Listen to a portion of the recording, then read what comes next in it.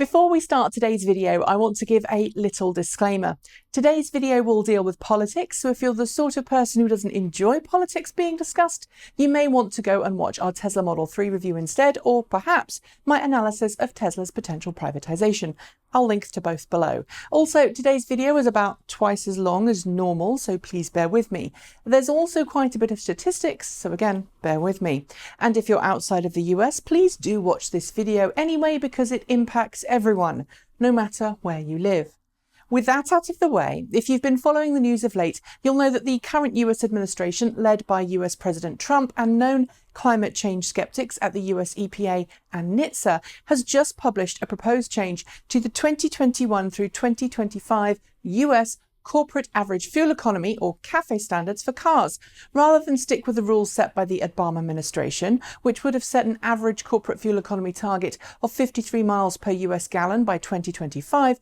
The new proposal is to keep fuel economy targets at 37 miles per US gallon. This is the level set by the previous administration as the target for 2021, not 2025. It also proposed revoking California's fuel economy waiver, allowing it to set more stringent fuel economy targets, as well as its zero-emission vehicle mandate, which requires automakers to produce and sell a certain percentage of zero-emission vehicles in order to avoid heavy fines. In arguing the case for changing the standards, which I should note are not official yet and will likely face a tough time in the courts before becoming so, the Trump administration justified its proposals by claiming that the standards set by the Obama administration were simply too high, were affecting the US economy, threatening jobs, and moreover, risking the lives of Americans. It also argues that California's zero-emission vehicle program hurts consumers nationwide by requiring, and I quote, automakers to spend tens of billions of dollars to develop products that consumers have not yet adopted and consequently to sell such products at a loss. All of this is paid through by cross-subsidization by increasing prices of other vehicles, not just in California and other states that have adopted California's ZEV mandate, but throughout the country. It continues, a consumer buying a pickup truck in Texas or Kentucky should not be on the hook to pay for the heavily subsidized lease of an electric vehicle by a wealthy Californian. In other words, while this proposal may not directly go after electric vehicles at a national level, it's kind of clear the EPA and NHTSA under President Trump wants to do everything possible to end the electric car transition and move to greener vehicles. Indeed, it even went to the point of sending a joint editorial from EPA Acting Administrator Wheeler and US Transportation Secretary Chow to the Wall Street Journal under the title, "Make Cars Great Again." It, like the proposal, made some pretty big claims about what fuel economy standards were doing to the US economy and the lives of American citizens. Among them, the following three claims. First, that higher fuel economy targets would increase the number of miles people drove, since their cars would travel further per gallon, leading to more accidents and thus a higher risk of injury or death. Second, it argued that keeping the high fuel economy standard would require automakers to produce lighter vehicles that would be less capable of withstanding crashes. Finally, it argued that more efficient vehicles would cost more, just under $2,000, compared to less efficient vehicles, deterring customers from buying new vehicles. That, in turn, would slow down the adoption of newer, safer vehicles, keep cars on the road longer, and lead to more deaths. Well, let's try and do our best to debunk these arguments, eh? Well, miles driven first.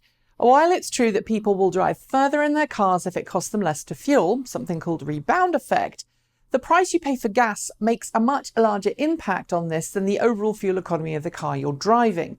The previous administration commissioned a study which showed that for every 1% in vehicle fuel economy improvement, people would drive about 0.1% more. But the current administration reworked the conclusion of that survey and now says the rebound effect is twice as large as the original study concluded, stating that people with more efficient cars will drive more miles than previously stated, leading to an estimated 12,700 US road deaths in the coming decade if the Obama-era change went ahead. Half of those, supposedly, from the rebound effect. That's one set of figures, so let's throw in another, which come from a study published in The Lancet in 2017. It estimated in 2015 alone, more than 155,000 premature US deaths were related to air pollution. In 2013, another study from MIT said that air pollution was causing 200,000 premature deaths in the US, with the majority of the air pollution coming from road transportation and from commercial and residential emissions from heating and cooking. It may seem like I'm going off-piste little here, but just think about these numbers for a second. Tell me which of these numbers are larger. The number of deaths the current administration says will happen in the next decade due to driving more thanks to higher fuel economy, or the number of people estimated to be dying every year in the US alone prematurely due to air pollution. And while I admit that CAFE standards focus on miles per gallon rather than tailpipe emissions, it's generally accepted that less efficient vehicles put more crap out of their tailpipe than efficient ones. Let's tackle the second one, the smaller and lighter vehicle argument. Making cars smaller doesn't necessarily make them less safe, despite what you may have heard. In fact, it's possible to make very safe small cars today using modern construction materials and advanced safety features.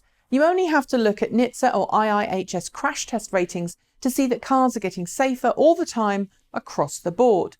And while physics do favour the larger, heavier car in a head-on collision with a smaller, lighter car, the issue isn't the size and weight of vehicles, but rather the size differential, or to put it differently, the difference in size between the two different cars in a collision. Last year, a study conducted by the National Bureau of Economic Research concluded exactly that, illustrating, for example, that if a Crown Vic hit a Pinto, the occupants in the Pinto would fare less well than the Crown Vic. But then if that same Crown Vic hit a Hummer H1, the Crown Vic and its occupants would be in trouble. More importantly, however, the same study pointed out that appropriate CAFE standards were essential for the safety of passenger cars moving forwards, since they've applied across all vehicle segments, or at least most, forcing all vehicles to get more efficient and thus by association, bringing down the size and weight differentiation for everyone else. It concluded that between 171 and 439 fewer deaths occurred each year between 1989 and 2005 because of CAFE standards than would have occurred had CAFE not existed at all. However, by proposing to freeze standards, the current administration could encourage automakers to make larger, heavier vehicles, not only increasing emissions and thus lowering air quality, but also increasing the differential in size between the largest and smallest cars on the road. So let's deal with the last one, price. The argument that higher prices for more efficient vehicles would put people off buying them seems a little moot right now in a world where the current tariff slapped on imported cars and car parts is threatening to increase the price of imported vehicles by up to $5,800 and increasing the price of US-made cars by $2,000. Both those figures are more than the $1,900 the administration says Obama-era fuel economy standards will add to the price of a new car. So yeah, mixed standards going on.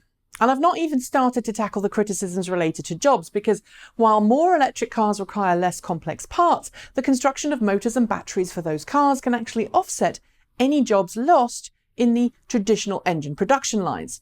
Is there good news from all of this? Well, first off, it looks like California and many other ZEV states are fighting this already. Second, with battery prices falling and electric cars now approaching parity with gasoline vehicles, the low running costs of EVs means that we're not going to see electric cars disappear. We've reached a tipping point globally, and while the eco-terrorism that's going on in the US right now is threatening the planet's future, electric cars are here to stay. As a footnote, I'd like to direct you to the National Review, a conservative news outlet known for its distrust of anything from the previous administration. It published an opinion piece back in May that makes pretty much all of the same arguments as the EPA and NHTSA just did. I wonder where they got their ideas from. What do you make of all of this? Is my analysis off? Will lowering fuel standards help or hinder the US and the adoption of cleaner, greener cars? Let me know in the comments below. That's it. As always, hit the notification bell to hear the moment a new show is uploaded. Subscribe to both of our channels, and if you fancy it, support us by using one of the 2 links below or by buying something from our shop. Thanks for watching, and as always, keep evolving.